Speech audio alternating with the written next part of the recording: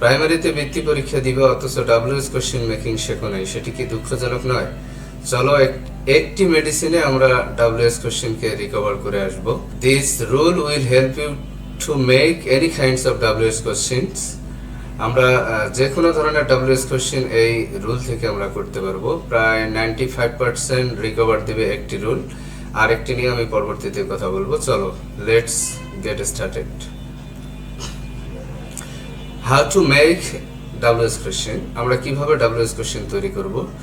এই একটি নিয়ম শুধু আমাদেরকে জানতে হবে। WS word plus auxiliary verb plus subject plus verb, এই ভার্ব বলতে principal verb plus underline word ছাড়া সেন্টেন্সের বাকি অংশ। এই যে একটি মাত্র নিয়ম, এটি কষ্ট করে একটু মুখস্থ করে নিতে হবে। WS word plus auxiliary verb plus subject plus principal verb plus underline word ছাড়া সেন্টেন্সের বাকি অংশ। এটা থেকে আমরা অধিকাংশ ডাব্লিউএস কোশ্চেন, প্রায় 95% ডাব্লিউএস কোশ্চেন রিকভার করতে পারবো। এটা ইজিলি এবং খুবই সহজ। যে এই নিয়মটাই আমাকে বলে দিবে কিভাবে এটা মেকিং করতে হয়। You should not memorise any kinds of WS question. যে কোনো ডাব্লিউএস কোশ্চেন তোমার মুখস্থ করা উচিত নয়, তোমাকে এটি শিখতে হবে। আমরা এ নাম্বারে চলে যাই। He is writing a letter. এখানে ডাব্লিউএস ওয়ার্ড শুরুতে নেয়ার কথা আছে, আমাদের এখানে শুরুতে নেয়ার কথা আছে ডাব্লিউএস ওয়ার্ড। তো আমরা ডাব্লিউএস ওয়ার্ডগুলো যদি না জেনে থাকি তাহলে আমার ভিডিও আছে English club by Anwar sir, এখান থেকে ফেসবুক অথবা ইউটিউব থেকে দেখে নিবা। তো ডাব্লিউএস ওয়ার্ডগুলো who, where, when, why, which, এগুলোর আমাদেরকে অর্থগুলো জানতে হবে। তো আমরা একটি ডাব্লিউএস কোশ্চেন করতে গেলে প্রথমেই আমাদের ডাব্লিউএস ওয়ার্ড প্রয়োজন। আমরা কিভাবে ডাব্লিউএস ওয়ার্ডটি নিব সেটির জন্য আমাকে একটি কথা স্মরণ রাখতে হবে যে you have to use the WS word according to underline word. তোমাকে এই আন্ডারলাইন ওয়ার্ডটা অনুসারে এমন একটি ডাব্লিউএস ওয়ার্ড তোমাকে ইউজ করতে হবে যার আনসার হবে এই আন্ডারলাইন ওয়ার্ডটি। যেমন he is writing a letter, এখানে যদি আমি বলি যে আমি এখানে হোয়ার বসাবো, তাহলে হোয়ার কোথায়, সে একটি চিঠি লিখিতেছে। এখানে হোয়ার কোথায়, তার উত্তর কিন্তু আন্ডারলাইন ওয়ার্ড না। আমি যদি এখন বলি যে সে কি লিখিতেছে, উত্তর এক্স্যাক্টলি এটি আন্ডারলাইন ওয়ার্ড। আবার যদি আমি বলি যে কখন সে চিঠি লিখিতেছে, অ্যান্সার কিন্তু আন্ডারলাইন ওয়ার্ড আসতেছে না। আমাকে এমন একটি ডাব্লিউএস কোশ্চেন, তোমাকে এটা খুব কেয়ারফুলি শুনতে হবে যে এমন একটি ডাব্লিউএস কোশ্চেন তোমাকে ব্যবহার করতে হবে, এমন একটি ডাব্লিউএস ওয়ার্ড ব্যবহার করতে হবে যে ডাব্লিউএস ওয়ার্ডটির আনসার হিসাবে তুমি আন্ডারলাইন ওয়ার্ডটি ধরে নিতে পারবা। তো আমরা যদি এখানে ওয়ার্ড ব্যবহার করি, তাহলে এটি অ্যাপ্রোপ্রিয়েট ওয়ার্ড। তারপর ডাব্লিউএস ওয়ার্ডের পরে আমরা আমাদের নিয়মে বসিয়েছি অক্সিলারি ভার্ব। এই যে এখানে লেখা আছে অক্সিলারি ভার্ব, অর্থাৎ সাহায্যকারী ক্রিয়া। এই সেন্টেন্সের ভিতরে সাহায্যকারী ক্রিয়াগুলো কোথায় এটা নিয়েও আমার ভিডিও রয়েছে, তোমরা দেখে নিবা। এখানে সাহায্যকারী ক্রিয়া হচ্ছে is, am, is, are, was, are, have, has ইত্যাদি, এগুলো তোমাকে দেখে নিতে হবে। তাহলে ডাব্লিউএস ওয়ার্ডের পরে আমরা এখানে নেব সাহায্যকারী ভার্ব। কোনো সমস্যা নেই, একদম ইজি, এটা পারা যায়। সাহায্যকারী ভার্ব, তারপর সাবজেক্ট ছিল হি, তারপর আন্ডারলাইন ওয়ার্ড ছাড়া বা ভার্ব আমরা বলেছি, ভার্ব আমরা এখানে বসাই দিব ভার্ব, তারপরে আন্ডারলাইন ওয়ার্ড ছাড়া বাকি অংশ। যেহেতু there is no extra part in this sentence, এই সেন্টেন্সে আন্ডারলাইন ওয়ার্ড ছাড়া আর কিছু নেই, সুতরাং আমরা এখানেই ইন্টারগেশন মার্কটি বসাই দিব। এই যে রেডি হয়েছে আমাদের ডাব্লিউএস কোশ্চেন। পরবর্তী কোশ্চেনে আমরা যাই, দেখি একটা নিয়ম থেকে আমরা পারি কিনা। আবারও আমাদের নিয়ম আমাদেরকে বলবে যে তুমি you should use a WS word, তোমাকে অবশ্যই একটি ডাব্লিউএস ওয়ার্ড ব্যবহার করতে হবে অ্যাকর্ডিং টু আন্ডারলাইন ওয়ার্ড অনুসারে। তো এমন ডাব্লিউএস ওয়ার্ড ব্যবহার করবা যেটার উত্তর হবে আন্ডারলাইন ওয়ার্ডটা। সুতরাং দে আর গোয়িং টু স্কুল, এখানে তারা স্কুলে যাইতেছে। আমি কেন যাইতেছে, কোথায় যাইতেছে, এগুলো কোথায় যাইতেছে ইট ইজ রাইট। তো আমরা যদি কেন বলি, কিভাবে বলি, তাহলে কিন্তু আন্ডারলাইন ওয়ার্ডটা তার উত্তর হিসাবে আসতেছে না। দে আর গোয়িং টু স্কুল, তাহারা স্কুলে যাইতেছে, তাহারা কোথায় যাইতেছে। তোমাকে এটা অবশ্যই সিলেক্ট করতে হবে যে সঠিক ডাব্লিউএস ওয়ার্ড সিলেকশন হয়েছে কিনা, সে ব্যাপারে কেয়ারফুল থাকতে হবে। WS word plus auxiliary verb আমরা নিয়ে নিলাম আর প্লাস সাবজেক্ট এখানে ছিল দেই, আন্ডারলাইন ওয়ার্ড ছাড়া বাকি অংশ অথবা ভার্বটা আমরা এখানে বসাই দিলে এই সেন্টেন্সে হয়, কারণ এখানে অতিরিক্ত আর কিছু নেই। হোয়ার আর দে গোয়িং, কত সহজ না, চমৎকার এটি হয়ে যাচ্ছে। 3 নম্বরে যদি আমরা যাই, হি ওয়াকস স্লোলি, এখানে be attentive and listen to me, তোমাকে মনোযোগ সহকারে এটি শুনতে হবে যে হি ওয়াকস স্লোলি, আমরা জানি যে ডাব্লিউএস ওয়ার্ডটা এখানে এমন একটি বসাতে হবে যেটি আন্ডারলাইন ওয়ার্ড অনুসারে হয়। সুতরাং কিভাবে সে হাঁটে, ধীরে ধীরে। ধীরে ধীরে ইংরেজি হচ্ছে হাউ, কারণ হাউ 3টি শব্দের 3টি বাংলা দিয়ে থাকেন অর্থ, সেটি হচ্ছে কোথায়, কেমন, কিভাবে। কোথায়, sorry, I am extremely sorry for this. How হচ্ছে কত, কেমন, কিভাবে। কত, কেমন, কিভাবে। তো কিভাবে আছে, সুতরাং আমরা এখানে হাউ নিয়ে ফেলছি। এবার অক্সিলারি ভার্ব বা সাহায্যকারী ক্রিয়া প্রয়োজন। There is no auxiliary verb in this sentence, এই সেন্টেন্সে কোনো অক্সিলারি ভার্ব নেই, সুতরাং তোমাকে প্রিন্সিপাল ভার্বকে ফলো করতে হবে। এখানে একটা টেকনিক আছে, আমরা জানি প্রিন্সিপাল ভার্ব যদি প্রেজেন্ট টেন্সে হয় তাহলে আমরা ডু অথবা ডাজ ব্যবহার করব। প্রেজেন্টের জন্য ডু অথবা ডাজ ব্যবহার করব। প্রেজেন্ট ইকুয়াল আমরা ব্যবহার করব ডু অর ডাজ, এটা ব্যবহার করব। এখন প্রশ্ন হলো এখানে ডু অর ডাজ দুটি তো আছে, আমরা কোনটা ব্যবহার করব? এটা নিয়ে দুশ্চিন্তার কোনো কারণ নেই। ভার্বের সাথে যদি আমরা এস দেখি, এই যে আমি মার্ক করে ফেলছি, এই ভার্বের সাথে যে এস টি আছে, আমরা যদি ভার্বের সাথে এস দেখে ফেলি, যেমন এই ভার্বের সাথে একটি এস রয়ে গেছে, এস অথবা ইএস, এমন কোনো ওয়ার্ড যদি আমরা ভার্বের সাথে এই অক্ষরগুলো দেখতে পাই তাহলে আমি শিওর যে ডাজ।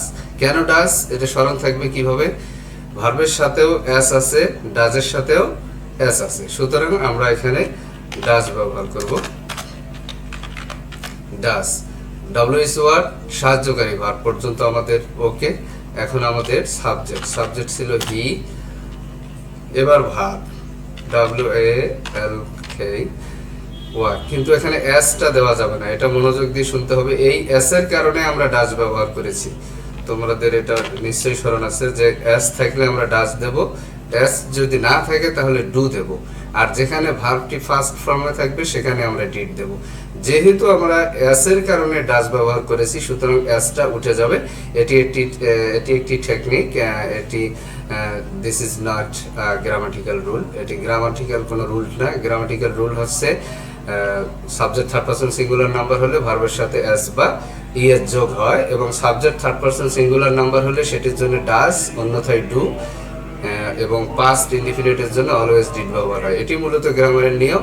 তো you should follow some technique to succeed, তোমাকে সফল হতে গেলে কিছু টেকনিক ফলো করতে হবে। এখানে একটি টেকনিক হচ্ছে, স্মরণ না থাকলেও আমরা জানবো যে এস বা ইএস থাকলেই সেটি ডাজ হবে, এস বা ইএস না থাকলে ডু হবে, এবং পাস্ট হলে ডিড হবে। এস এর কারণেই ডাজ নেই, কারণ এই কারণে এস উঠে যাবে, কারণ এটি প্রেজেন্ট ইনডিফিনিট টেন্সের নিয়ম যে ডাজ ব্যবহার করলে পরবর্তী এসটি উঠাই দিতে হবে।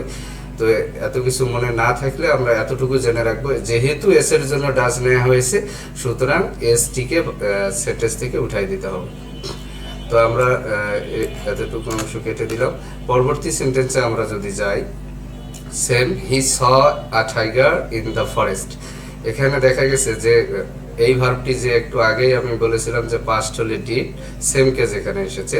হি স, সে দেখেছিল, আ টাইগার, একটি বাঘ, ইন দ্য ফরেস্ট, বনে।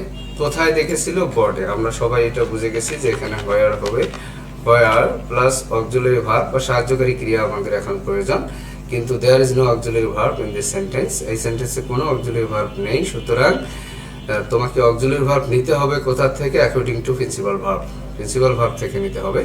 তো আমরা প্রিন্সিপাল ভার্ব থেকে বের করি, আমরা দেখি যে প্রিন্সিপাল ভার্বটি এটা মূলত প্রেজেন্ট ফর্মে ছিল সি, এখানে এসেছে স, সুতরাং এটি ভার্বের পাস্ট ফর্ম, সেক্ষেত্রে আমরা ডিড ব্যবহার করব। এখন এই একটু আগেই এটা বলেছিলাম আমি যে ডিড হবে প্লাস সাবজেক্ট। এবার verb, it is most important. এখন তোমাকে দেখতে হবে যে স, আমি কি স বসাবো নাকি সি হবে। এটি প্রেজেন্ট ইনডিফিনিট টেন্সের, পাস্ট ইনডিফিনিট টেন্সের নিয়ম যে তোমাকে ডিড ব্যবহার করলে ভার্বটি প্রেজেন্ট করতে হবে। আরও একটি টেকনিক তুমি মনে রাখতে পারো যে একই সেন্টেন্সে দুটি ভার্ব পাস্ট হবে না, একই সেন্টেন্সে দুটি ভার্ব পাস্ট হবে না, সেক্ষেত্রেও আমি যেহেতু ডিড পাস্ট ব্যবহার করেছি, কারণ ডু এর পাস্ট হচ্ছে ডিড, সুতরাং আমি এই ভার্বটিকে আমাকে প্রেজেন্ট করতে হবে। এতগুলো কথা যদি তুমি মেমোরাইজ করতে না পারো, তাহলে তোমাকে মাথায় রাখতে হবে ডিড ব্যবহার করলেই পরবর্তী ভার্বটি প্রেজেন্ট করতে হবে এনিহাউ। তো আমরা এতটুকুই জেনে রাখবো যে হোয়ার ডিড হি সি, এবার সাবজেক্ট বসাইছি, প্রিন্সিপাল ভার্ব বসাইছি, আন্ডারলাইন ওয়ার্ড ছাড়া বাকি অংশ।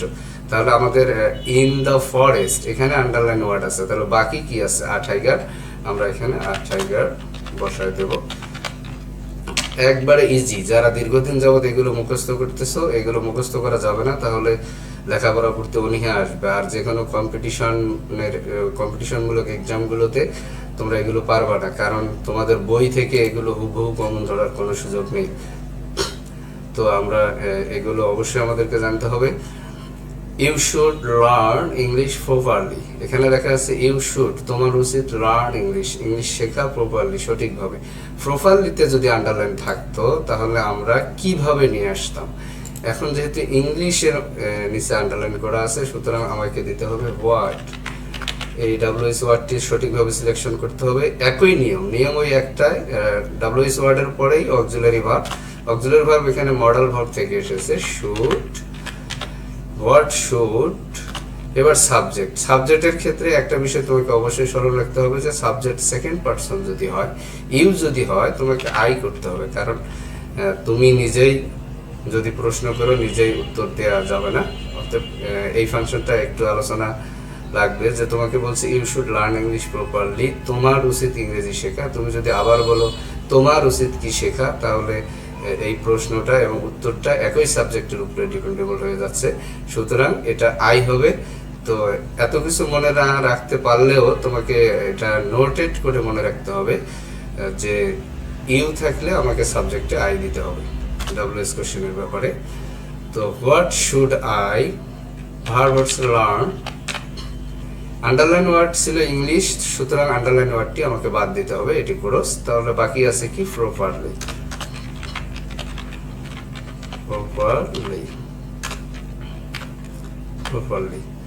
এই যে আমাদের interrogation mark, you should remember that you have to add an interrogation mark, otherwise it will be wrong. যদি তুমি প্রশ্নবোধক চিহ্ন না দাও তাহলে এটি কিন্তু কেটে দিবে স্যাররা, এটি ভুল হিসেবে ধরে নেওয়া হবে। সুতরাং আমরা এতক্ষণে যা আলোচনা করেছি তোমরা বারবার দেখে এটি বোঝার চেষ্টা করবা, বন্ধু বান্ধবদের কাছে শেয়ার করে দিবা, এবং লাইক কমেন্ট শেয়ার করে জানিয়ে দাও আর কি সমস্যা, কি নিয়ে ভিডিও দিতে হবে। ধন্যবাদ সবাইকে।